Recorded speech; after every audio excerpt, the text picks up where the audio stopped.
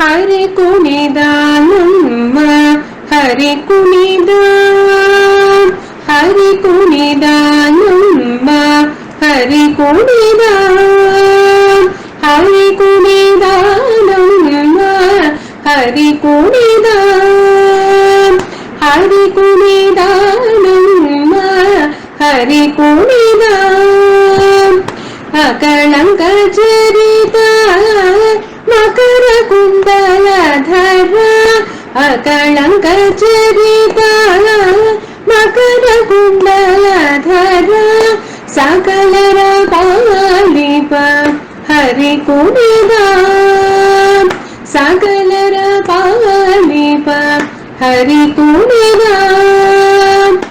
அடியேனின் அன்பான நமஸ்காரங்கள்.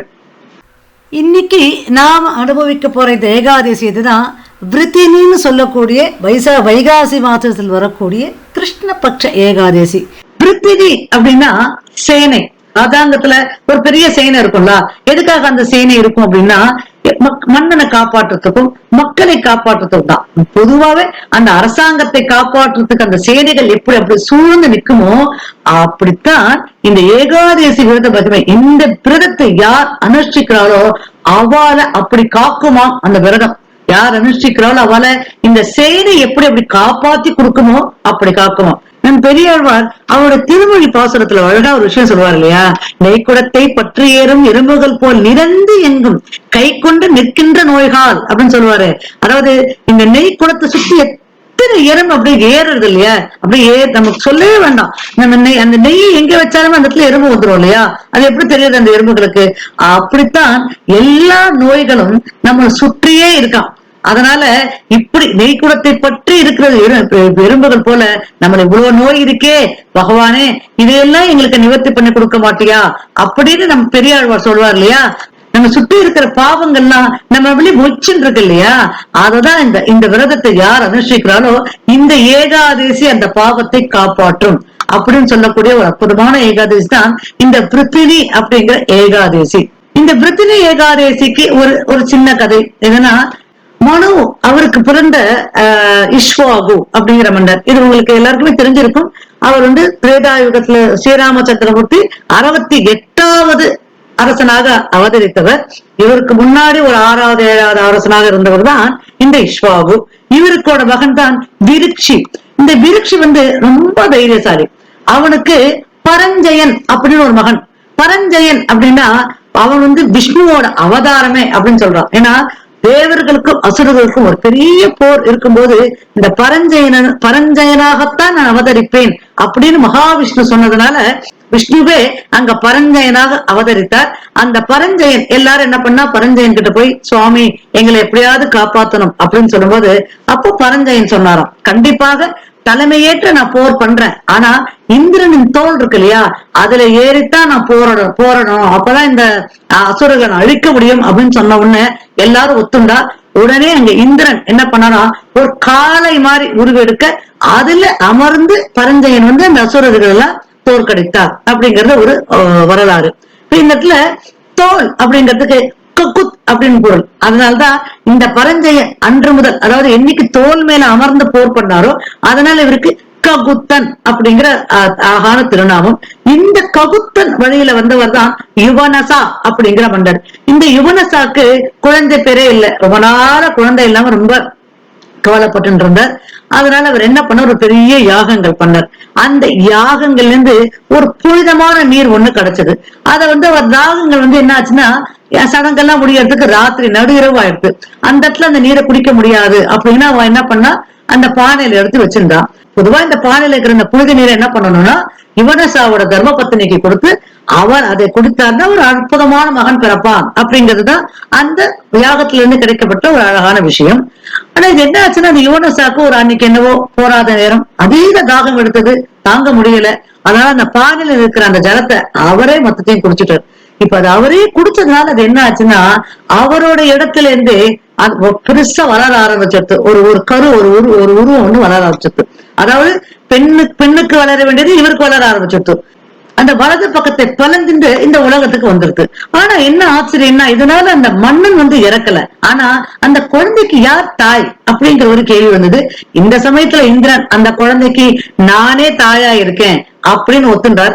அதனால அந்த குழந்தைக்கு மாந்தாதா அப்படிங்கிற அந்த திருநாமம். ஏன்னா இந்திரனே வளர்த்ததுனால அந்த குழந்தை இந்த உலகத்தை ஆளக்கூடிய அளவுக்கு ஒரு முழு வளர்ச்சியோட ஆட்சி செய்து வந்தது. இந்த மாந்தாதாவோட காலத்துல சௌபரி அப்படிங்கிற ஒரு முனிவர் இருந்தார். அவர் 12 வருஷம் நீருக்கடையிலே வாழ்ந்து வந்தார்.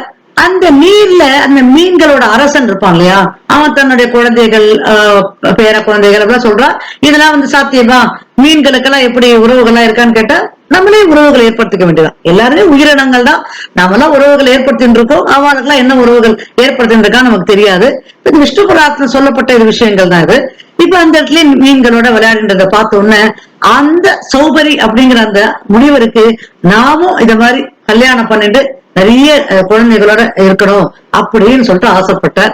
அந்த ஆசைப்பட்டதுனால இந்த மாந்தாதா அப்படிங்கிற அந்த மன்னன் இருக்கார் இல்லையா, அவருக்கு 50 பெண்கள் திருமணத்துக்கு தயாரா இருந்தா. அப்படின்னு தயாராக இருந்த அந்த 50 பெண்களை இவர் போய் பொண்ணு கேட்டார். இந்த மாதிரி இந்த சௌபரி முனிவர் எனக்கு இந்த 50 பேர்ல யாராவது ஒருத்தர் திருமணம் செய்து வைக்கணும் அப்படின்னு கேட்டார். ஆனா மாந்தாதா கொஞ்சம் யோசிச்சார். ஏன்னா முதிர்ந்த தோற்றம், முனிவன் வேற, இவருக்கு போய் நம்ம பொண்ணை யாராவது கல்யாணம் பண்ணி கொடுத்தா அவன் நல்லா இருப்பாளா தெரியாது அப்படின்னு சொல்லி ரொம்ப மனசு சங்கடப்பட்டார். அதே சமயத்துல அவருக்கு அதை மறுக்கவும் முடியாது. மிகச்சிறந்த முனிவர் சபிச்சுட்டாருன்னா என்ன பண்றது அப்படின்னு அப்படியே யோசிச்சிருந்தார். அப்போ அவர் என்ன சொன்னாரோ, அந்த முனிவரோட என்னோட குல வழக்கப்படி என்னோட மகள் யாரு தேர்ந்தெடுக்கிறாளோ, அந்த 50 பேர்ல யார் அந்த மணமகனை தேர்ந்தெடுக்கிறாளோ அவளுக்கே நான் கல்யாணம் பண்ணி கொடுப்பேன். ஏன்னா சுயம்பரம்னு ஒண்ணு பண்ணுவா இல்லையா, அப்படி நான் பண்ணி கொடுப்பேன். அந்த வகையில அவ ஒருவேளை உங்களை விரும்பி ஏத்துண்டா நீங்க நிச்சயமாக அவளை திருமணம் செய்து கொள்ளலாம் அப்படின்னு சொன்ன உடனே சௌபரி முனிவர் சரி, அதுக்காக ஒன்னும் பிரச்சனை இல்லை, நான் 50 பேரையும் பார்க்கக்கூடிய ஏற்பாடு பண்ணேன், நான் 50 பேர்கிட்டயும் பேசுறேன், என்ன யார் ஏத்துக்கிறாளோ ஏத்துக்கட்டும் அப்படின்னு சொல்லி சௌபரி முனிவர் என்ன பண்ணாரா, 50 பெண்கள் இடத்துலயும் பேசினாராம். இதுல என்ன ஒருனா, இவர் முனிவர் இல்லையா, இவரோட தவ வலிமையில இவரோட அழகு, இவரோட அந்த அதீத ஞானம் எல்லாமே ரொம்ப பிரகாசமா எல்லா பெண்களுமே அந்த 50 பெண்களுமே ரொம்ப ஆச்சரியமாக திருமணம் செய்து கொள்ளணும், இவரையே திருமணம் செய்து கொள்ளணும்னு நினைச்சாராம். இவர் பேசி முடிக்கும் போது மாந்தாதா நினைச்சார், ஏதோ ஒரு பொண்ணுதான் ஒத்துப்பா, இல்ல ஒரு 2 பொண்ணு ஒத்துப்பாலோ மாட்டாலோ தெரியலையேன்னு யோசிச்சுட்டு இருக்கும் போது 50 பேருமே இவரைத்தான் திருமணம் செய்து கொள்வேன் அப்படின்னு சொன்ன உடனே ஆச்சரியமா போயிருந்தான் அவருக்கு. அதனால அந்த 50 பெண்களையும் அந்த சௌபரி முனிவருக்கே திருமணம் செய்து கொடுத்தார்.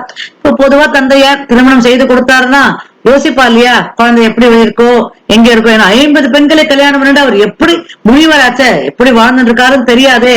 ஆனா அந்த சௌபரி முனிவர் என்ன பண்ணாராம், 50 பெண்களுக்கும் தன்னோட தவ வலிமையால எல்லாருக்கும் தனித்தனியாக மாட மாளிகைகள் கோடு கோபுரங்கள் எல்லாம் கொடுத்து சந்தோஷமா வச்சிருந்தாராம்.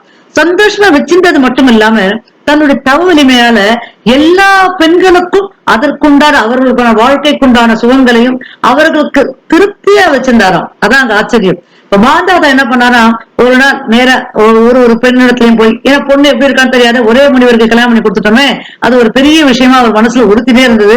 அதனால முதல் பெண்ணிடத்துல போய் கேட்டார், என்னம்மா எப்படிமா இருக்க அப்படின்னு கேட்கும்போது, அப்போ அந்த பெண் சொன்னாலாம், அப்பா நான் ரொம்ப சந்தோஷமா இருக்கேன்ப்பா, அவர் என்ன ரொம்ப சந்தோஷமா ஜீவிச்சுட்டு இருக்கு, ரொம்ப சந்தோஷமா இருக்கு. ஆனா என் கவலை எல்லாம் என்னன்னா, என்னோட தங்கைகளுக்கெல்லாம் பாவம், அவர் எப்படி அவாக்கிட்டாலும் என்கிட்டயே தான் இருக்கார், அவாக்கிட்டாலும் அவர் போறதே இல்லை, அவெல்லாம் எவ்வளவு சங்கடத்துல இருக்கா தெரியாதுன்னு இவருக்கு அப்படியா அப்படின்னு சொல்லி அடுத்த மகள் கிட்ட போனா அவனும் அதேதான் சொல்றாளாம், என்ன ரொம்ப சந்தோஷமா என்னோடதுலயேதான் எப்பவுமே இருக்காரு, பாவம் என்னோட அக்கா கிட்டையும் என்னோட தங்கை கிட்ட அவர் எப்படி இருக்காரு தெரியலையே. இதனால 50 பெண்களுமே இதே வார்த்தையை சொன்னாலாம், என்னிடத்துல அவர் இருக்கார், மற்றவர்கிட்ட எல்லாம் அவர் போறதே இல்லையா என்னன்னு தெரியணும்னு.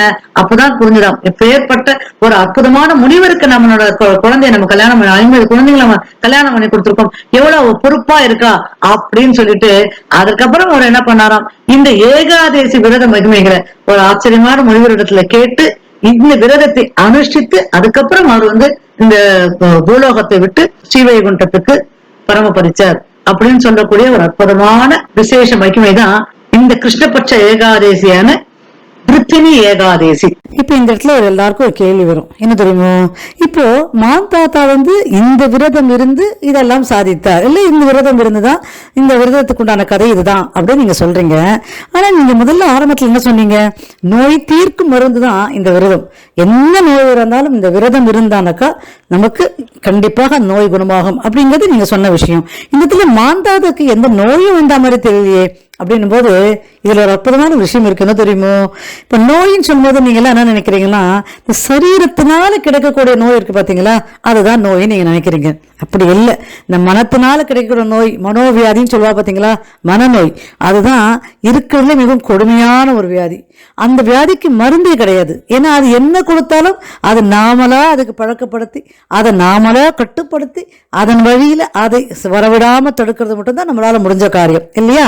இப்ப அது முடியாத மாந்தாதா என்ன, ஒரு 50 பெண் குழந்தைகளை பெற்று 50 பெண் குழந்தைகள் என்னதான் பணம் இருந்தாலும் யாருக்காவது நல்லவருக்கு கல்யாணம் பண்ணி கொடுக்கணும்னு நினைக்கும் போது ஒரு முனிவை நான் கல்யாணம் பண்ணிக்கிறேன் அப்படின்னு சொல்லி இந்த பெண்களும் ஒத்துட்டா இல்லையா. இதனால அவருக்கு மனதளவில் ரொம்ப பாதிக்கப்பட்டு போயிட்டார். எப்படி இந்த பெண் குழந்தைகள் இந்த 50 முனிவரோட வாழ முடியும் அப்படின்னு நினைக்கும் போதுதான் ஒரு ரிஷி இந்த இடத்துல இவருக்கு இந்த விருத்தினி அப்படிங்கிற இந்த அற்புதமான ஏகாதசியோட மகிமைகளை எடுத்து சொல்லி, இந்த விரதம் நீ இருந்தீன்னா எல்லாமே நல்லபடியா நடந்து உன் மனநோயும் அதனால குணமாகும் அப்படின்னு அவருக்கு சமாதானப்படுத்தினதுக்கு அப்புறம் அவர் இந்த விருத்தினின்ற இந்த அற்புதமான ஏகாதசி விரதம் இருந்து மனநோயிலிருந்து விடுபட்டு அதுக்கப்புறம் இந்த குழந்தைகளுக்கு கல்யாணம் பண்ணி வைத்து அதெல்லாம் பார்த்து ரொம்ப சந்தோஷப்பட்டார் அப்படிங்கிறது தான் புராணம் சொல்லக்கூடிய அற்புதமான ஒரு கருத்து. இதை தான் நானும் உங்களுக்கு எடுத்து சொல்றேன். அதனால இன்னைக்கு இந்த அற்புதமான ஏகாதசி திருநாள் எல்லோரும் விரதம் இருந்து அந்த பகவானோட பரிபூர்ண பிராப்தி பெற்று, அது மனநோயா இருந்தாலும் சரீரத்தினால் வரக்கூடிய நோயா இருந்தாலும் அதனால எந்த பாதிப்பு இருந்தாலும் உங்களுக்கு எல்லாம் அது நீங்க பெற்று நீங்க நல்லமுடன் வாழும் அப்படிங்கிற ஒரு நல்லத்தில் கொடுக்கப்பட்ட அற்புதமான ஏகாதசி. எல்லாரும் விரதம் இருங்கோ. தோடு இந்த காணொலி நிறைவு செய்கிறேன். நன்றி, வணக்கம். கவிதார்க்க சிம்மாய கல்யாண குணசாலினே ஸ்ரீமதே வெங்கடேஷாய வேதாந்த குரவே நமஹா.